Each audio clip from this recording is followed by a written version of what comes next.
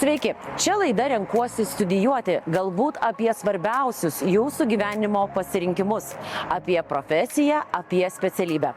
Šiandieną keliaukime į statybų sektorių. Statybų verslas šiandieną išgyvena pokyčių laiką. Inovatyvios technologijos keičia požiūrį į statybas ir skatina nuolat mokytis. Keliaukime į Vilnius Tech statybos fakultetą, kur kuriamos modernios laboratorijos, o studentams dėstoma tai, kas žengia koja kojon su naujausiomis technologijomis.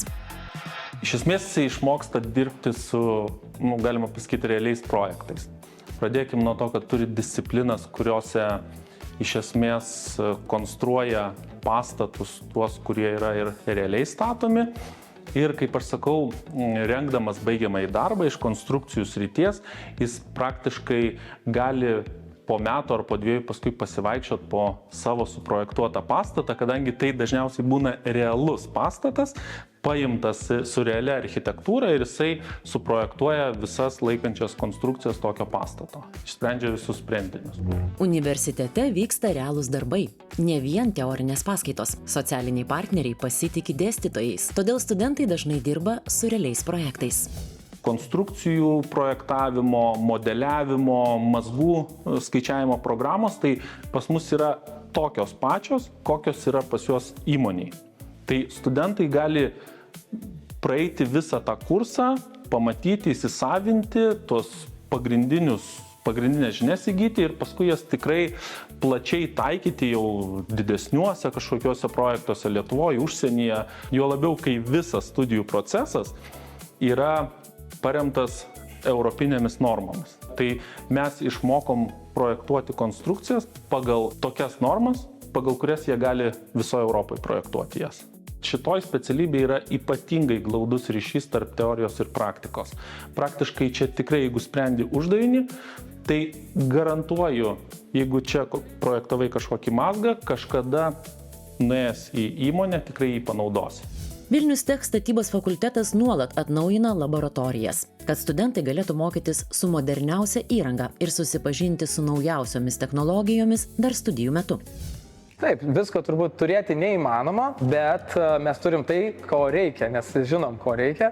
Tai labai svarbu statybos inžinerijoje ne tik tai mokėti tą teorinę dalį ir mokėti suprojektuoti ir suskaičiuoti, bet jeigu eina kalba apie naujų konstrukcijų kūrimo, konstrukcinių sprendinių, mes turim gebėti juos sukurti ir ištestuoti ir pasakyti, ar mes esam saugioj pusėje ar nesaugioj. Tai va, tos technologijos mums šitoj vietoje ir pasitarnauja, ypatingai technologijos, kurios leidžia prototipuoti naujus konstrukcinius sprendinius, elementus ir juos sukurti, greituoju būdu pagaminti ir čia vietoj laboratorijai ištestuoti ir pasakyti, va, mes pasiekėm tokį efektą ir gavom tokį rezultatą ir jis yra toks, kokį mes ir tikimės.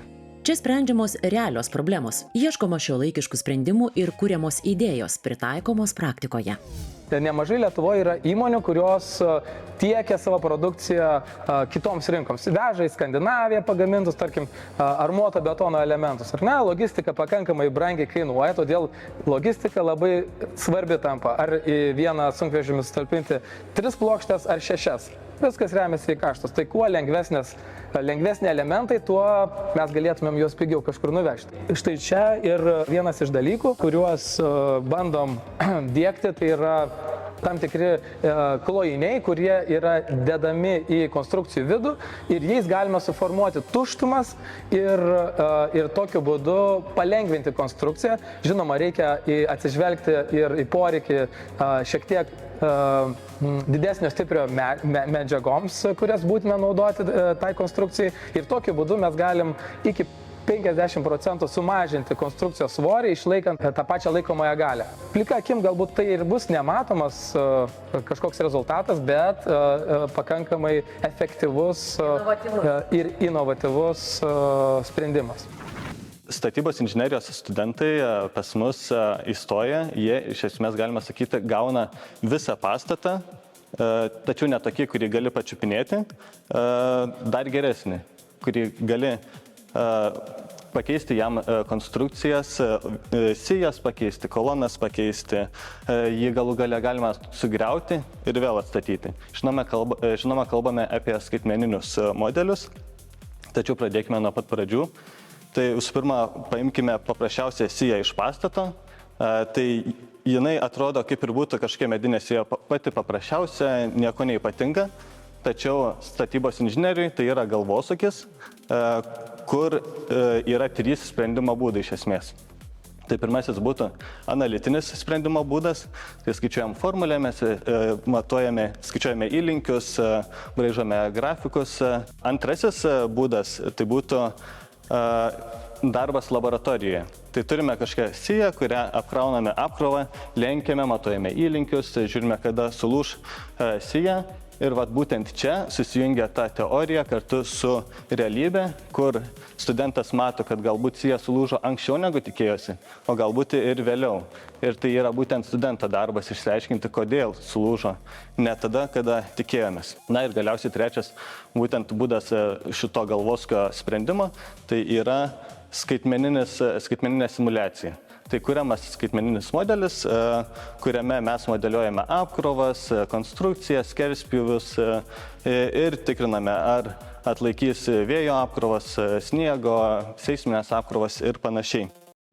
Taigi, šie pavyzdžiai aiškiai rodo, kad Vilnius Tech greitai reaguoja į statybų verslo pokyčius ir siekia atliepti rinkos poreikius, juolab, kad šių specialistų šiandien itin trūksta. Tad įgyję šią specialybę akivaizdų darbo visada turėsite.